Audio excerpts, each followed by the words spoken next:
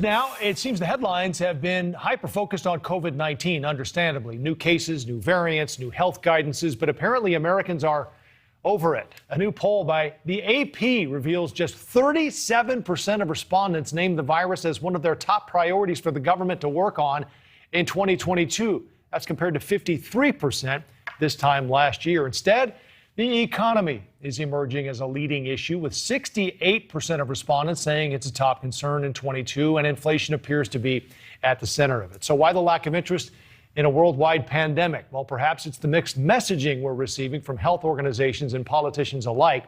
It's almost impossible to keep track anymore. But joining me now to help answer the question is our friend Mo Kelly, host of the Mo Kelly Show. So, Mo, 37% don't even have COVID in their top five, which I guess have it in their top five. So let me flip it around to say that 63% don't have it in their top five. That's what stood out to me.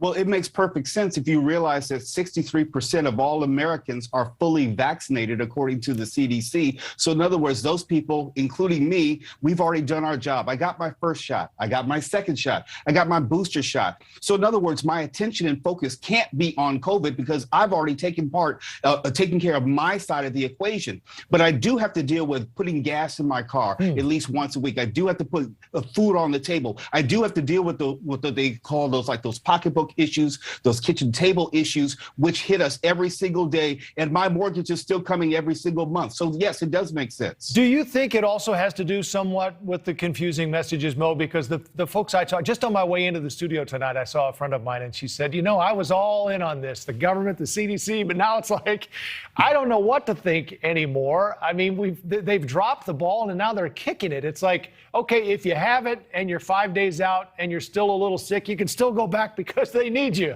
I mean, it's just been kind of crazy lately.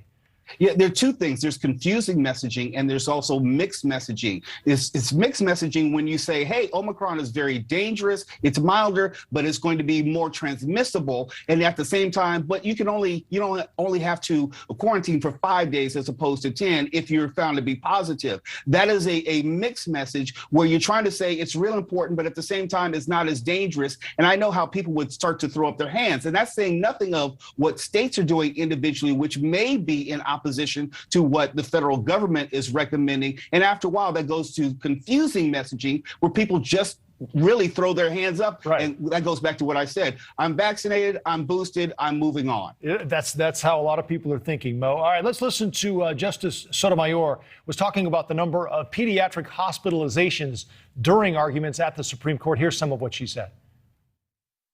We have over 100,000 children, which we've never had before, in serious condition, and many on ventilators. So it turned out that number was wildly high. The number was more like 3,500, not 100,000. And Justice Breyer was way off on his number of new cases. So it appears even the justices aren't clear on what's happening, which goes to this confusion you're talking about, Mo. Yeah, and also, let's not forget Justice Neil Gorsuch, who was trying to conflate the numbers of people who die annually of the flu with COVID-19, which was wildly inaccurate. And with all due respect to our Supreme Court, they know the law, but they don't necessarily know the facts regarding COVID-19. Not that we expect them to, but I do think they highlight the larger swath of America who may have incorrect factual knowledge about this disease, and it does in turn inform and influence how we then perceive it. There has been an awful lot of that. Mo Kelly, host of the Mo Kelly Show. Always good to see you, Mo. Take care. Good to see you. All right, did you see this wild footage? Police rescue a downed pilot seconds before his airplane was smashed by an oncoming train.